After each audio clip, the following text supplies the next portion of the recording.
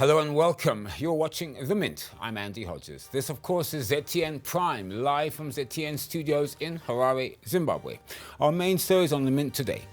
What is the economic impact of refugees? Well, the number of refugees displaced by civil conflict or natural disasters is on the rise. Economic impacts of refugees on host countries are controversial and little understood because data has just not been available. Today on The Mint, we speak to UNHCR's Zimbabwe's country representative, Abdoulaye Barry, and Mohamed Ahmed, director of programs for a refugee-led NGO STARS based in Cairo, Egypt.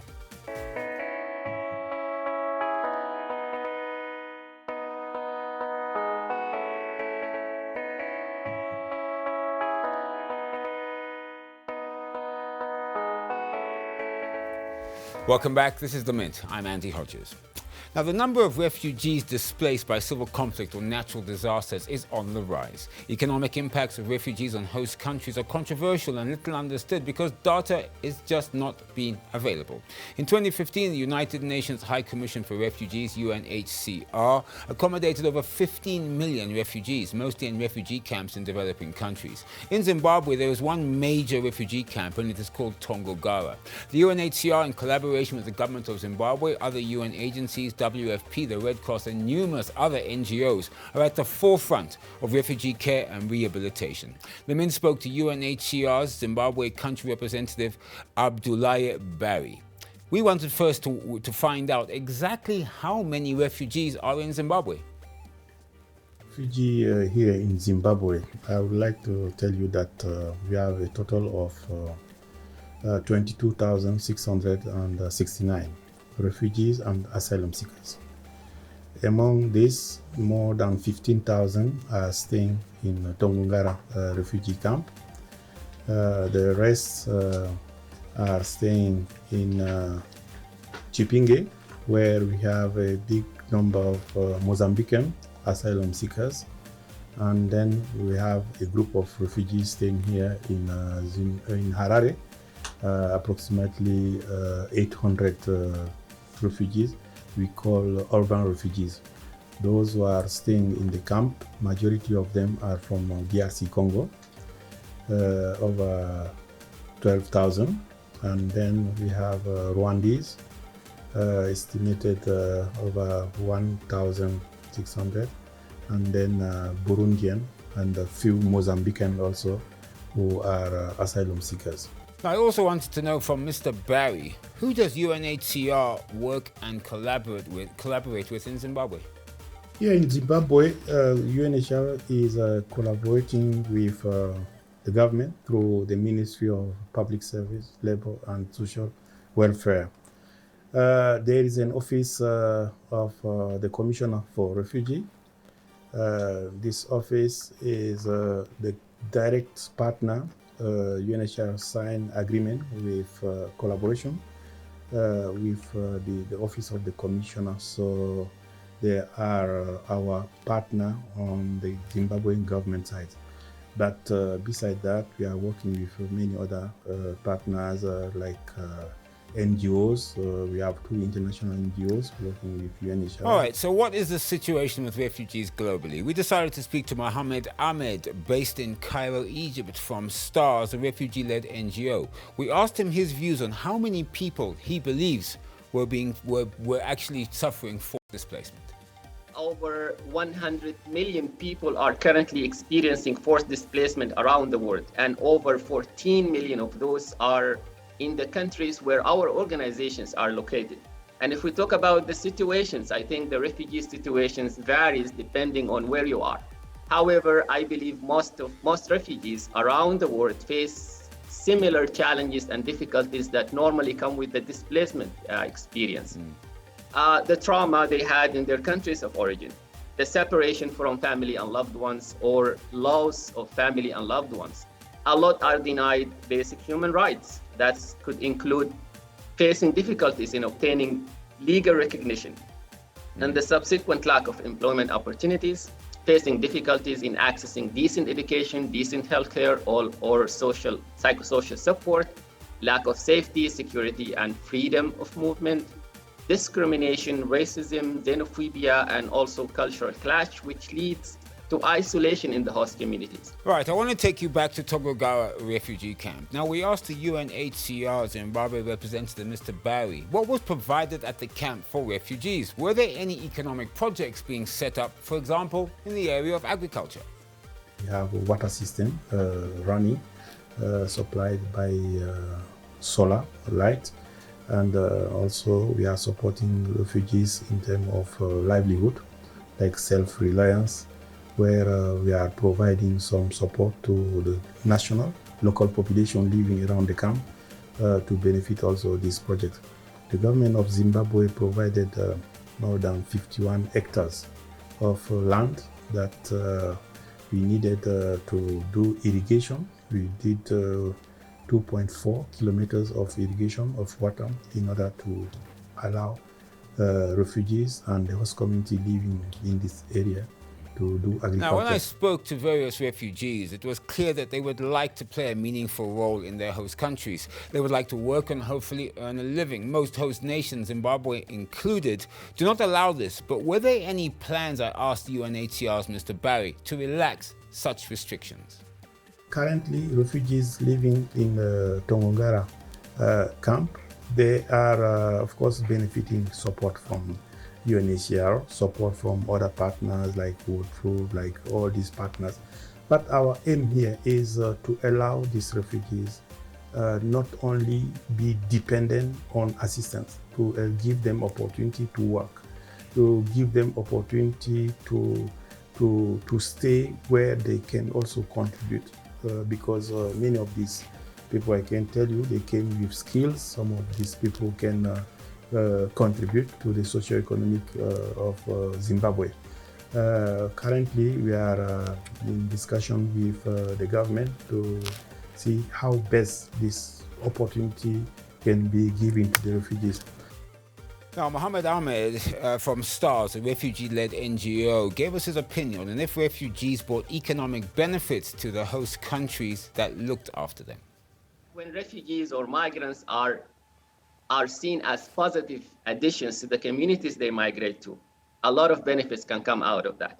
You know, I believe there is an initial investment required, right? When allowing refugees into a country, housing, language classes, healthcare, sustenance, all of these things may cost a significant amount of money to provide initially. But once refugees are integrated into the society, I believe this initial investment pays off, especially when we talk about young refugees entering the workforce of the country they migrate to. Refugees bring new ideas, new skills, networks, new ways of doing things. Now, Ahmed STARS NGO is a member of the Resourcing Refugee Leadership Initiative, or RRLI, whose mission is to resource refugee-led organizations to uplift communities and combat systemic refugee exclusion. We asked him if he saw any gaps in the system, and further, if his organization is resourcing other refugee NGOs and what his organization's future plans actually are. The current system is essentially functioning on a colonial model basis. What we often get, again, is project designed in the global West, delivered in the global South, with no input from refugee populations who these interventions are meant to serve. I mean, we have come to accept that a women's organizations, for example, could not be run successfully without the involvement and leadership of women. And yet we are still willing to accept that humanitarian development and assistance for refugees can actually be run and led by people without the lived experience of forced displacement. Why are we doing this? We believe that refugee voices need to be at the center of everything we do. When it comes to designing and implementing interventions for refugees, for displaced people, we believe that displaced people should not only have a seat at the table, displaced people actually own the table. So in our initiative, we believe that when we partner with RLOs, with refugee-led organizations, we have an opportunity to double our impact, not just manage a project or deliver results, which is important, but also to grow the local capacities for those RLOs so the impact can be sustainable. The 12 organizations are refugee-led, and they are based on the 5 countries where the members of the initiative are located. So Colombia, Indonesia, Lebanon, Uganda, and Egypt. So we selected these 5 countries because it is easier for the coalition members on those countries to support the grant recipients. So we have 2 types of grants. The bigger one, or the larger one, is called impact growth, which is 100,000 to 200,000 USD. The other type is called the strengthening grant, which is less amount, is 10,000 to 25,000 grant.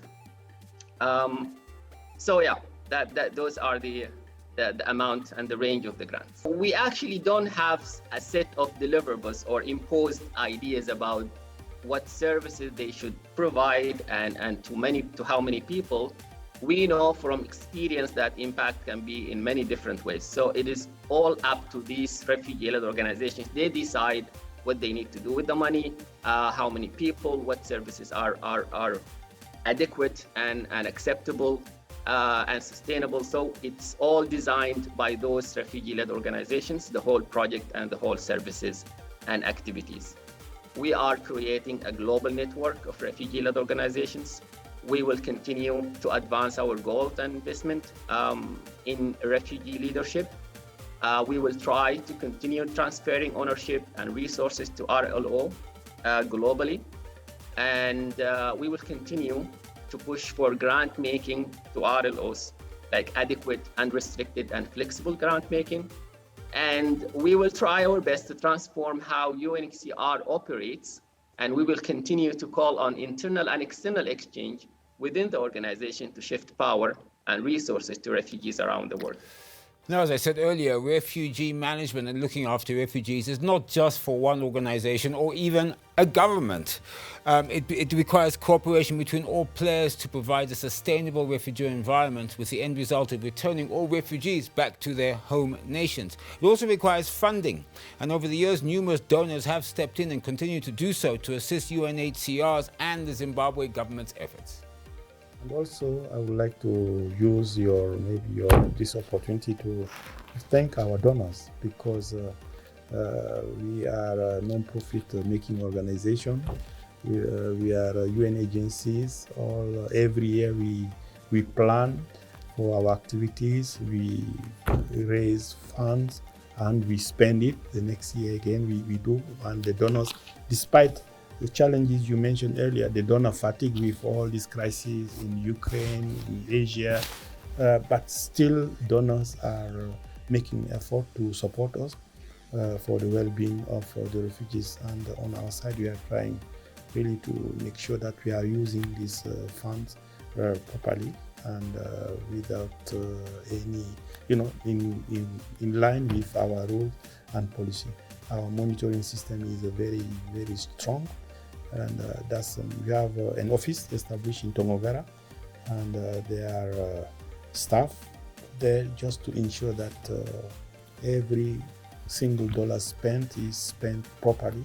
Well, that's it for today's episode of The Mint. Join me at 2:05 p.m. Central African Time on The Mint every Monday, Tuesday, Thursday and Friday, and live on Wednesday for Beat the Market, a show that deep dives into all things finance and markets, of course, here live on ZTN Prime. You can also contact us via our social media page at Facebook, Zim Papers TV Network, and Instagram and Twitter at ZTN Prime. We'd love to hear your comments and views.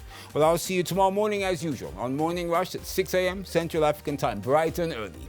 Stay tuned for exciting programming coming up here on ZTN Prime. I'm Andy Hodges. Goodbye, and please, you all be safe.